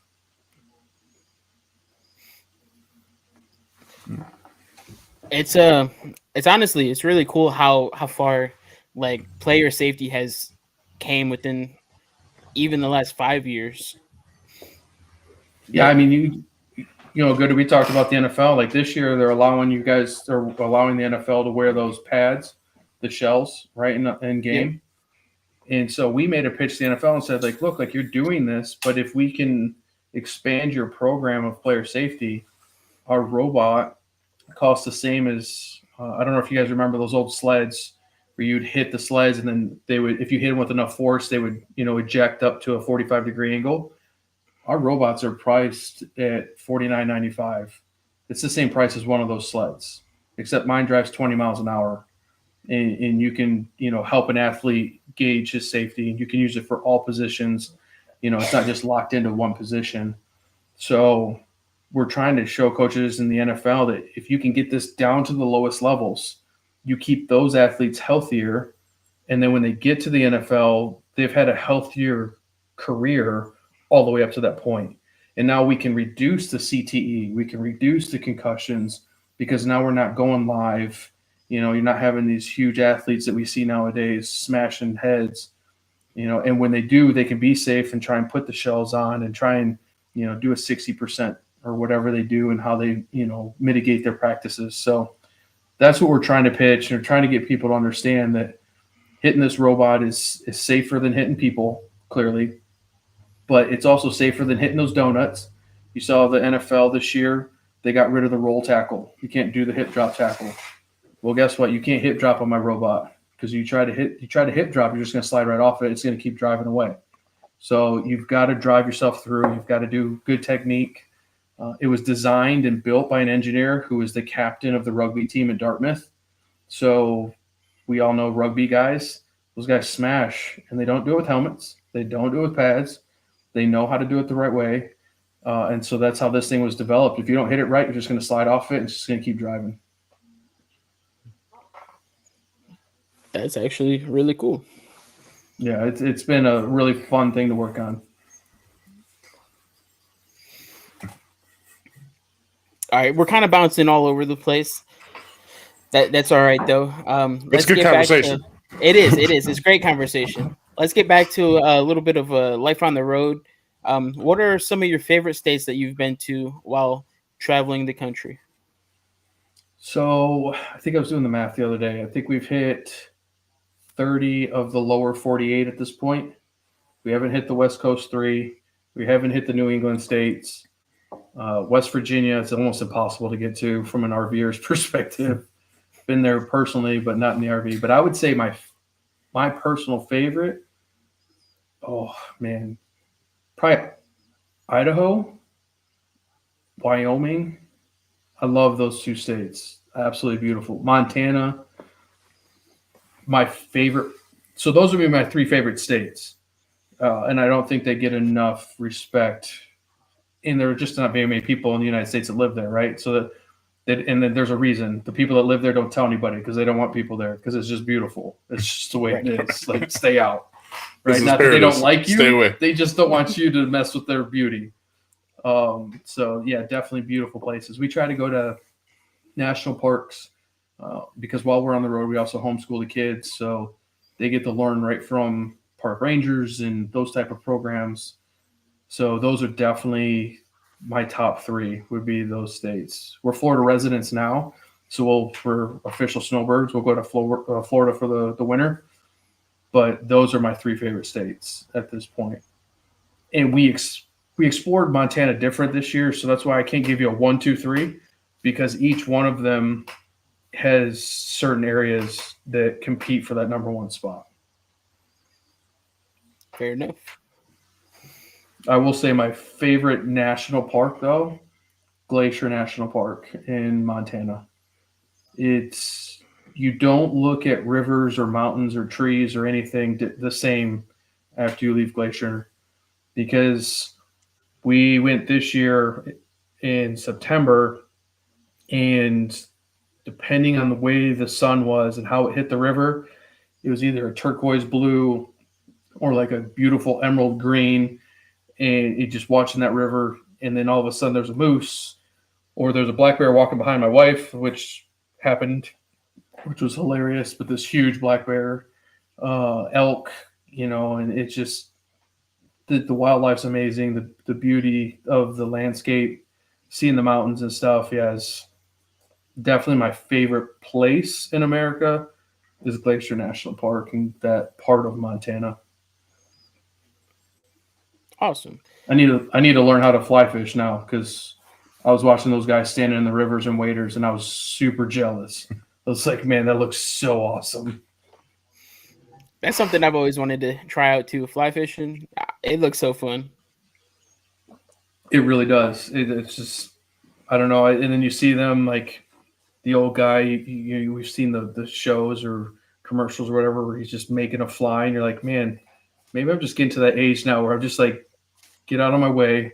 I just want to sit down and just do this little minute task so that I can go enjoy the river. It's, and correct me if I'm wrong here, isn't there like an extreme amount of patience involved in fly fishing?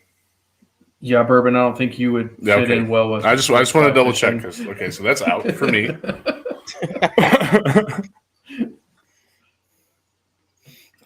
Just treat it like Call of Duty. You're camping, guy. Yeah, oh no, that's a completely different story. I'm feared for my life. Like, it's gonna be kind of hard to do. It depends on what river I'm sitting in. Actually, then I'll be, feeling a little bit differently. But, yeah. So look, I gotta on the road. It looks great. Have you come into any difficulties while traveling from state to state? Everybody, you got your whole family in this big old box with wheels rolling down and traveling to all these beautiful states and these beautiful national parks. Any troubles on the road? Yeah, there's always going to be troubles. So, not only we talked about my low amount of patience and emotional support being a prior Marine, my low amount of time available with school and jobs, but I also, was fortunate enough to learn how to work on things. And so through that, I work on a lot of the things. So if something breaks, I'm trying to get it fixed, right? The girls will definitely take their first hack at it before asking dad, because they know dad's going to have very minimal patience, because I'm probably high strung with minimal time.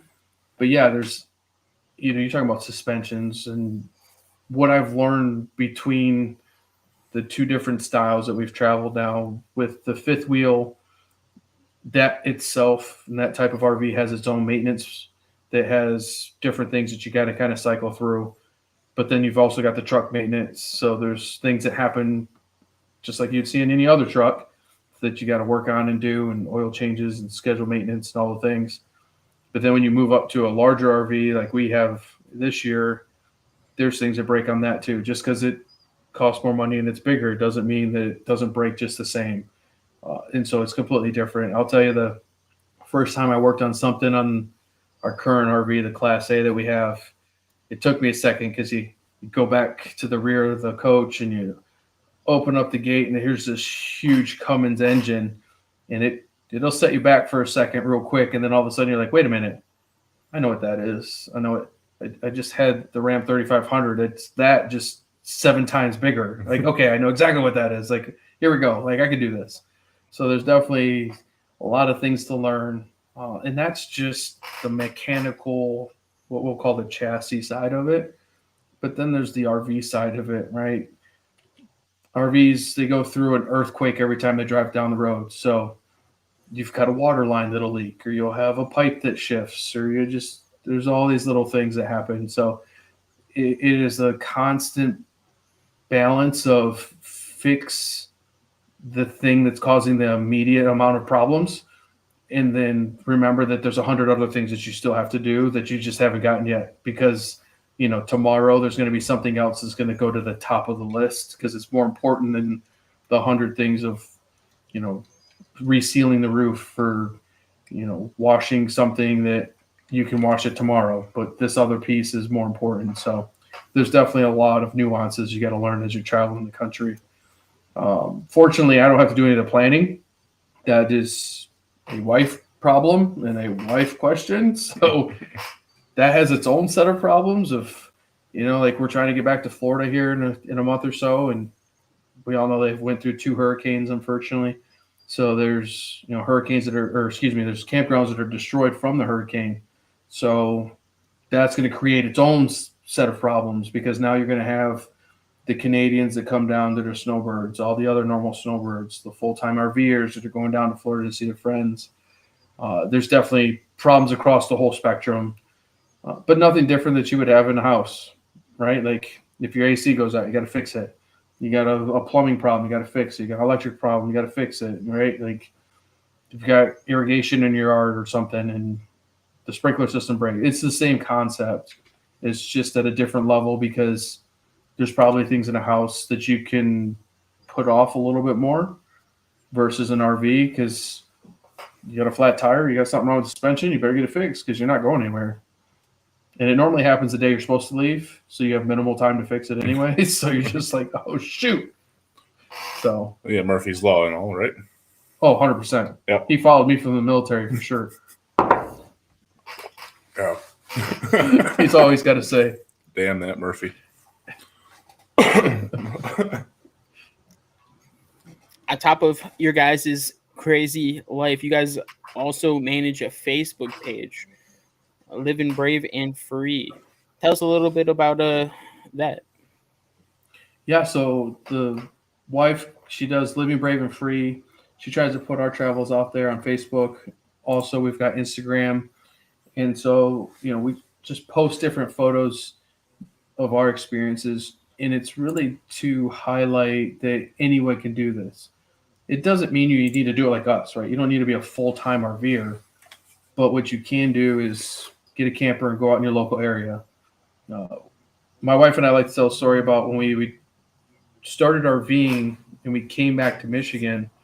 We had never been to Big Bear Dunes. And it's hilarious because we lived here and we never went. And it was only 45 minutes away. But we RV and now we experience that and we get to see it, right? So we try to tell you, like, just get out there, even if it's just in your local area, and go experience those things. Every state has something beautiful. Goody, like being out in Maine, right? You've got, which we haven't experienced yet, but Arcadia National Park. That's something on our bucket list. Yep. You can go experience that because it's near you. Bourbon's not making it to Arcadia in a day drive, right? But he can go make it over to Sleeping Bear Dunes. He can go up to Mackinac. He can see the Mackinac Bridge. Those are places that some people across the country haven't seen and maybe have that on their bucket list. So get out there and see your local areas, support your local, businesses. Like those are some of the best things you can do. And we try to do that as we travel the country and show people like, this is something beautiful in this area. It's not so much that you need to do it the way we do it, but you can do it in your own way. And you can go see things that are just as pretty, and it just might be a couple blocks away and you just don't know it.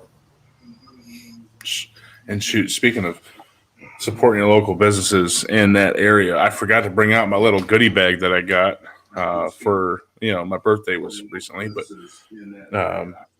my sister who brought me this bag of taffy. And do you remember? Okay, Do you remember what that taffy company was named? Where'd you got that from? Oh, that one. Where did that one come from?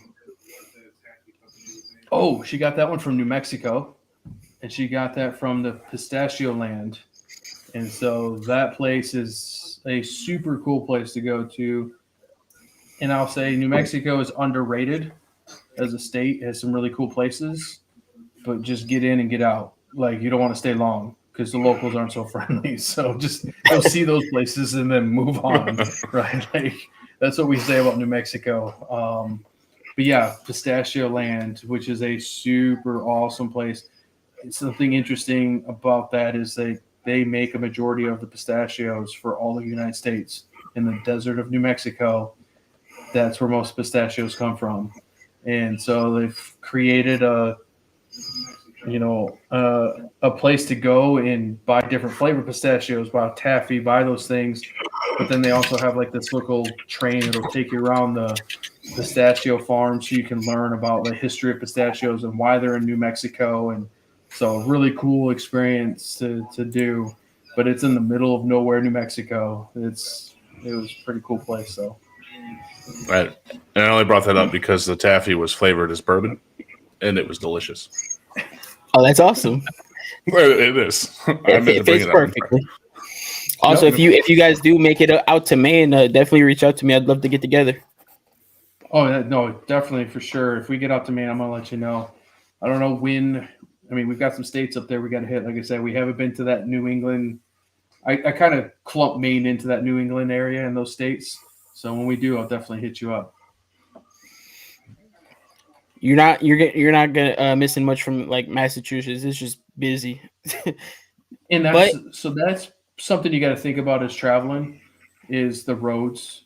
And you get into those areas, we're a family of 6. So our RVs, the 2 we've had now, are quite large. We don't fit into those areas very well, right? Those roads are very tight. They're narrow. They're traffic everywhere. So we haven't been to that part, and there's reasons. Plus there's so many tolls. You start talking about like New York and New Jersey. Oh and yeah. The tolls are crazy in those areas. So when you're thinking of like, how can I see really awesome places and do it at a good price?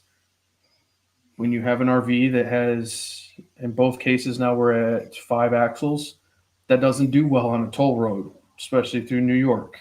You're talking about, I think some fellow RVers told us the GW Bridge, the George Washington Bridge, going into New York from New Jersey, that thing for something our size is like $120 just to cross it. That's a one-time fee. That's insane. Right. And you think about all the semis that are going, they're paying that every single time. Right. Easy Pass or not, like you're just getting domed for no reason. That's Goody's entire boxing pay-per-view budget there.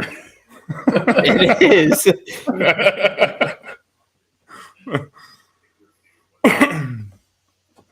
So I can't wait for you to get up there. Like I've actually been up there. I don't get out of the house much. I'm an under the rock kind of guy, but I did go up to New Hampshire, Vermont area, and it was right around like a good time. And that is a gorgeous, absolutely gorgeous piece of land. Never been back up. I've never been up to Maine. I hope to visit soon. I got to visit Goody at his new place. Go up and around and right back down to the 44th parallel.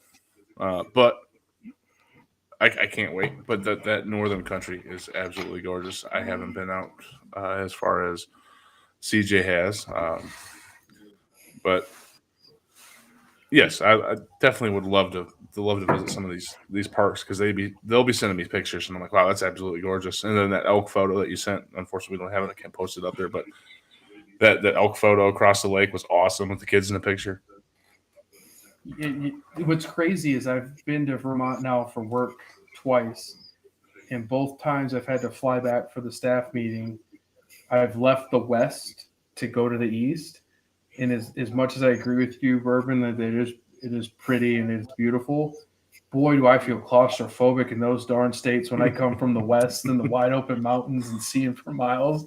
to showing up to New Hampshire and Vermont and the trees coming up over the roads. And I bet you it's super pretty in the fall, but when I'm there during the August, July timeframe, I'm like, boy, do I feel like things are closing in on me real quick.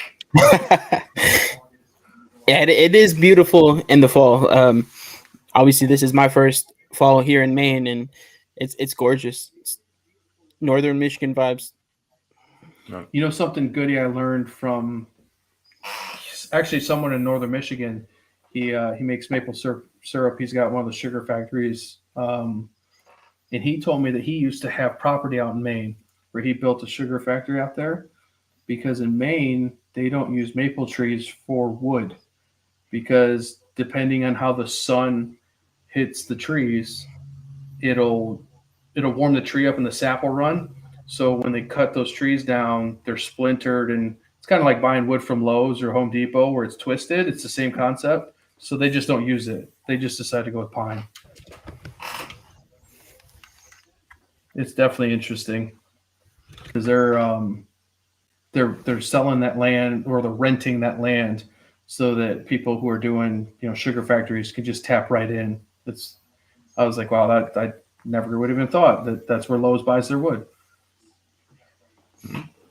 Yeah, that's crazy.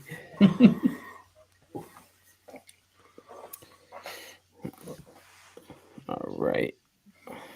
I know you wanted to talk to him about the Packers, and I know you touched a little bit about that. I did, yeah. But there's also Miami University. Miami The University of Miami.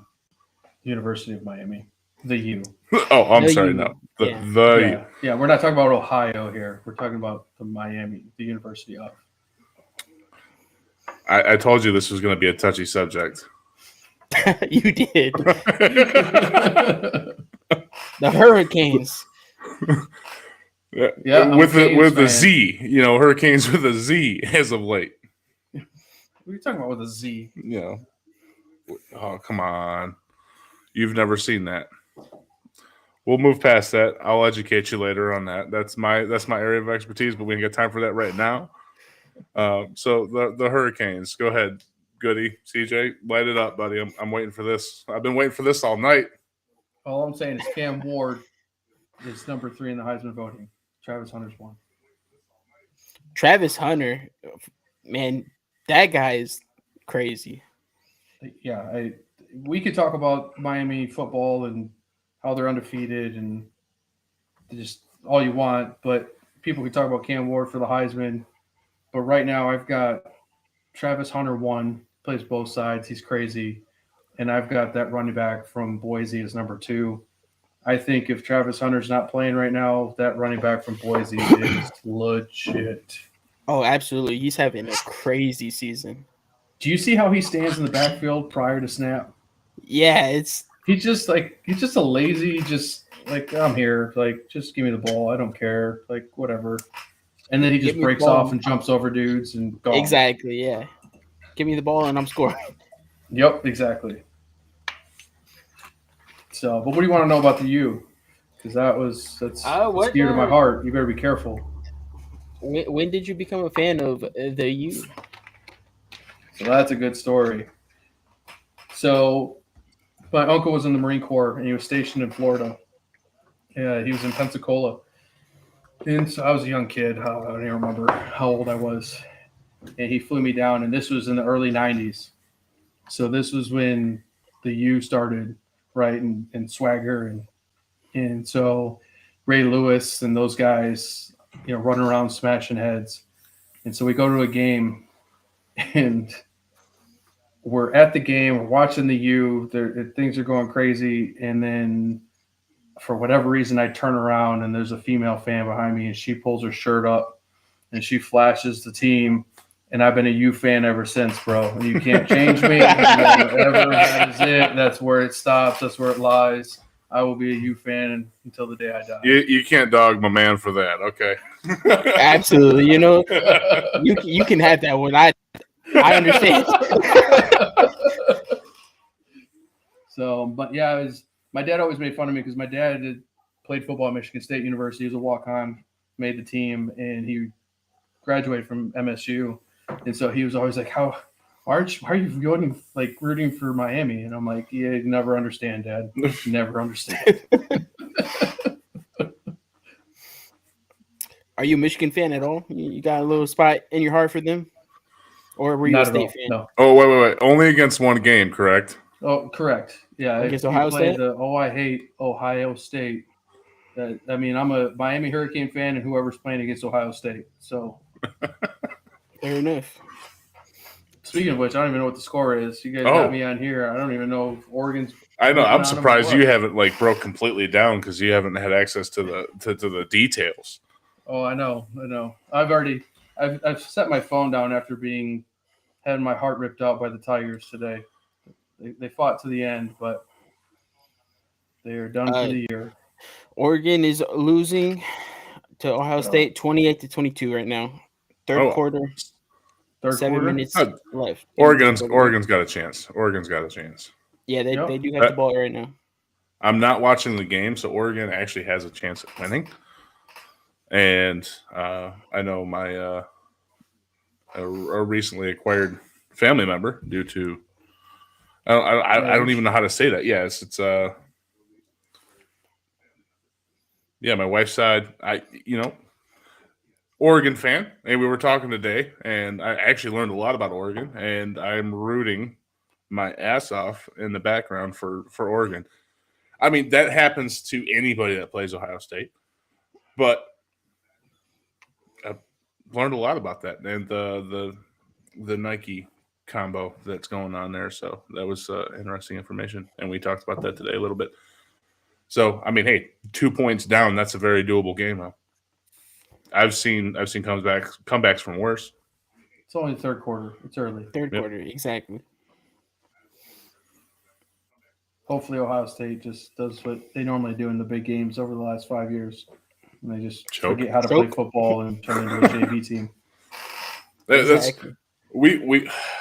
Me and the other guys where I was referencing earlier is we were talking about, like, Ohio has this really good ability previous to last year to just not choke, though. Like they'll lose games, but not generally where it counts. And that's an amazing feat on their part, but I don't like watching that happen. I don't like watching that come to fruition. I wish they would choke all the time, but Oregon seems to be really good all the time, but set up good right now. And what he was saying, though, was they just seem to choke when it matters. It's like, well, you don't win championships like that. Real quick, what do you think about the Big Ten with all those new teams this year? I personally hate these mega conferences. I've always fought against. I hated the BCS, and then they changed it to the playoff, but they only had the top four, which I argued there is a way to do college football similar to March Madness, and that is get rid of conference championships, take the top, we'll call it 32 teams, assign each bowl one of those games, and then you can do all of the bowls and still finish at the national championship with the top teams getting buys and finish with a 14, 15 game season. That's always been my argument in the past is bring a tournament style, do the top 32 teams, and let's see who really is the champion, and show up and show out and see who the winner is. Like, stop letting the media polls. Like, the only reason the media and the coaches poll should have a say is if there's a tie for the 32nd place, right? Who's going to be that guy? But you're pretty much going to know who the top 30 teams are for sure. Yeah, absolutely. So that's what I've always argued ever since they changed the system. I mean, at least this year they're going to the 12-team format. I completely agree with that. There's some things that are interesting, right? Like, you could still have a loss and be a conference championship and get a bye. I'm not a fan of that. Like, I think if you're undefeated, you're undefeated, right? You take, like, let's just say Notre Dame goes undefeated. I hate the fact that they're independent as it is, but they go undefeated, they can't even be a top 4 team. How fair is that? Yeah, absolutely. the crooked NCAA having a say in some of the stuff. I just think the NCAA needs to be gutted and fixed, especially with the introduction of NIL and all the things. Right? Shout out to NCAA 25 coming back out. Big fan. I'm a huge NCAA player, so I know you guys are streaming and stuff. But anytime you want to get your butt whooped in a football game, I'll jump on. Unfortunately, they're not cross-plat. Otherwise, I would definitely hop on with you and run I it can up still on do this. I can still do this. Bourbon. I can still you do don't this. want to, Bourbon. I got you. We'll hook it up. One game. But yeah, that's how I feel. I just think that the mega conference thing it's getting out of control. I agree. Yeah, and it's all money driven, to be honest. It is. I mean, look at what they did to the Pac-12. They had 2 teams going into this year, and now they've just brought in some more teams, but then they got stiffed by a couple coming out of Conference USA. You just don't know what's going on. It's just, again, it's money, it's TV contracts. I understand, but I don't know. Big Ten Network and the ACC Network, SEC Network, like pull together and let's just make a monster awesome football season, and let's just do it the right way. College basketball has a way to do it. They've got a blueprint. Football can do it. They don't have to do it to that size, but they can do something similar. Yo-ho, thank you for the biddies chat. Also, Devo, thank you for the follow. Billy, we are doing well. I hope you had a good time at that wedding. Hopefully he crashed it. That's all I'm hoping. Good wedding crash. It's always awesome. A good wedding crash is always awesome. So I know we only got a little bit of time left coming up. CJ, it's been awesome having you on, brother. Diving into those stories. I heard a couple new stories today, but letting everybody else that's listening and get a little bit of piece of what I get to deal with on a daily basis. Not too bad on camera. He gets worse off camera. Don't worry. But there's definitely some ones that could be expanded on that are probably pretty funny. I just don't know how far I can go with some of them. Yeah, we'll clear up some details and maybe have you on next time you're around. For the most part, I appreciate it. For the most part, we have everything rated A+. So we our boundaries are pretty strict. Good. So hopefully I kept it within your boundaries then. Oh yeah, absolutely. You should hop on the stream. You'll see the parameters expanded. But, the podcast is one thing. Gaming, on the other hand. So Goody, we got any updates we want to let anybody know for the upcoming podcast we got scheduled for next Saturday, and then I think the one after that's going to be our Halloween podcast. Correct. So let's see. Next week we should have a guest. It's another 5M server owner. He runs Linden RP, and then 10/26 we're doing our Halloween special. Tune in for that. Bourbon and I are both going to be dressed up for the podcast, so you guys definitely got to come through and at least get a good laugh out of that. Not spoiling our costumes though. You guys got to tune in to see. Yep, you gotta pop in and see. I don't normally dress up to begin with, so this is gonna be different for me. See, and we're doing this for you guys. Yep. So come show some love. We will be dressing up. It's gonna be a good time talking about all stuff Halloween. CJ, I do really, really appreciate you coming on. We'll definitely have to get you on again because honestly, we could sit here and talk for hours. Yeah, no, I feel like I took over and I apologize, but I definitely this has been fun. This would be awesome. Yeah. Don't apologize. This has been awesome. Super happy to have you here. We're definitely gonna have to have you back on in the future, and yeah, it's been an amazing episode. So no need to apologize. Great. I'd love to join you guys again. Plus, I need to have some questions ready for you, Goody, because I don't know how you're a Saints fan. I got to convert you somehow. Good luck. I bet the fan says Aaron Brooks, if that tells you anything. Oh, Aaron Brooks, prior Green Bay Packers. See, you already linked to the Packers. We're bringing you in, baby. We're bringing you in. All right, guys, this has been the 44th parallel. No, I'm kidding. Oh man. But on a serious note, this has been the 44th parallel. Nope. Well, I'd like before we finish up, I'd like to say one more time shout out to everybody for following Bourbon Mountain Productions on the Facebook group. It is awesome. I absolutely love it. And my wife works extremely hard working on the social media post side of it. I'm in the shop, and as you can see, my background is dropped today. So you can kind of see a little bit of what we got going on here. This is where I work, and this is where we do the podcast. So, well, at least I do. So the Bourbon Mountain family truly thanks you for the follows, and we are looking forward to getting the 44th parallel, the podcast itself, up to that same kind of follower status. So I'm excited to do some more giveaways. I can't wait. I absolutely love giving away product. I really do.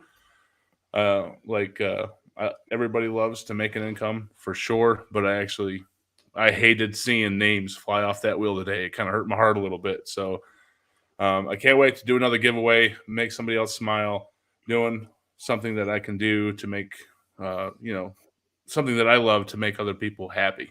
So I can't wait for the next one. So please tune in when it comes into, you said Halloween to December, Halloween to Christmas. What was it again? Halloween to the end of 2024. All right. All the way up to the end of the year. So make sure you tune in, you do your things, and get those entries, because I would love to give away those pieces to another person, and make sure you participate to get that. I can't wait for it. Also, one more thing we have not touched on yet. We picked up a couple sponsors.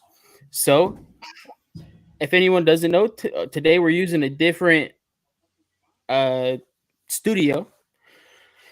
We are now sponsored by Streamlabs, which we use for our gaming streams, and we are now using it for our podcast. Couple things to figure out on our end still.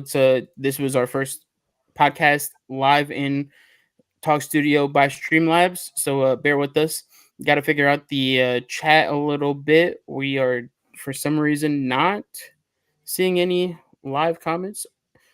So I had to pull him up somewhere else. So I do apologize for that. We did probably miss a few comments here and there. Apologies on that. And we're also sponsored by W, which is a clean energy drink by gamers for gamers. It's a jitterless energy.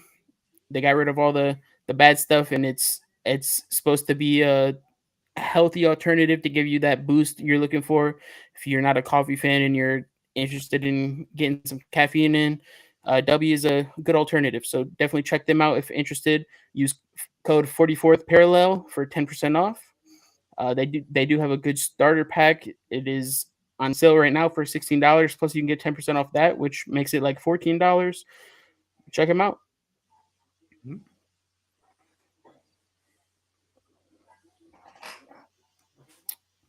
Other than that, CJ, again, thank you for coming on. So it's been an awesome episode. We're going to have to get you on again very soon. And this has been episode 5 of the 44th Parallel podcast. Much love, everyone. Sweet.